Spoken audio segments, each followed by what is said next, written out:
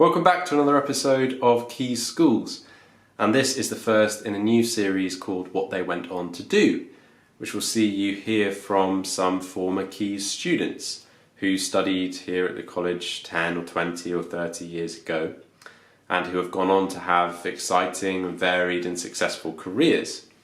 And they will be telling you about those careers and also about their time at Keys, and specifically the subjects they studied at Keys and how those subjects gave them the skills and the tools and the experience that they call upon day to day in whatever it is that they now do.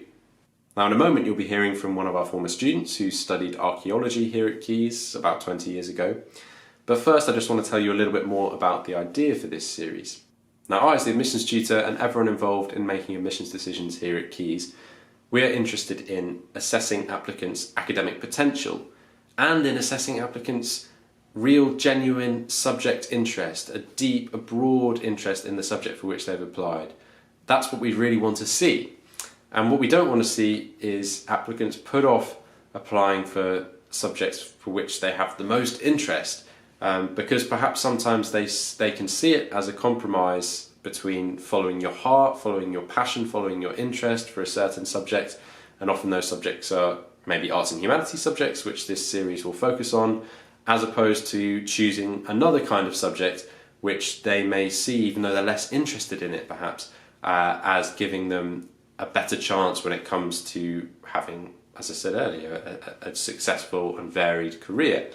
And the aim for this series is to bust apart that perception and to show that it doesn't need to be a choice between one subject which will stand you in much better stead for a successful career, or another one which is essentially not very useful for that kind of thing and is maybe even an indulgence. And I really want to show you that that's not the case, and that it's not simply that I'm encouraging you as an academic myself to follow your heart because that's the only thing that matters. I'm not so naive as to think that I can get away with saying that when obviously university is no longer free and does cost money, so you do need to be thinking about your future career, and we understand why you do that. But at the same time, this idea perhaps that there is some kind of compromise that needs to be made, I hope we can show you that that isn't true, and that whatever subject you are interested in is the one that you should choose, because there will be a whole range of options with a Cambridge degree in your subject open for you if you get here when you leave Keys or Cambridge. And I hope that this series will be useful directly to you as prospective applicants to Keys, to Cambridge, to university, but also indirectly in the sense that you can show these videos to your parents, your guardians, your friends, anyone who may themselves have some doubts about the career prospects of the subject which you are particularly interested in. And you can show them a video which will then convince them too that really there isn't a compromise to be made, and that you should follow that interest, and that there's nothing wrong with doing that. That's almost it from me. In a second I'll hand over to our first former Keys student, but first it just remains for me to say thank you for watching. Please do share this video if you found it useful, and do subscribe to the channel if you're not already subscribed. A reminder that you can speak to current Keys students anytime over on the Access platform on our website. I'll put a link in the description down below. That's all though now from me, so please do take care. I hope you're staying safe, and see you on the next video. We've got loads of really exciting videos planned for you in 2021. So a very happy new year. Hi, my name's Lauren Smart. I studied archaeology and anthropology at Keys, and I graduated in 1999. Now I work in the field of sustainable finance, which means ensuring that environmental, social and governance issues are taken into account in investment decision making, hopefully resulting in better, long-term, more sustainable financial decisions.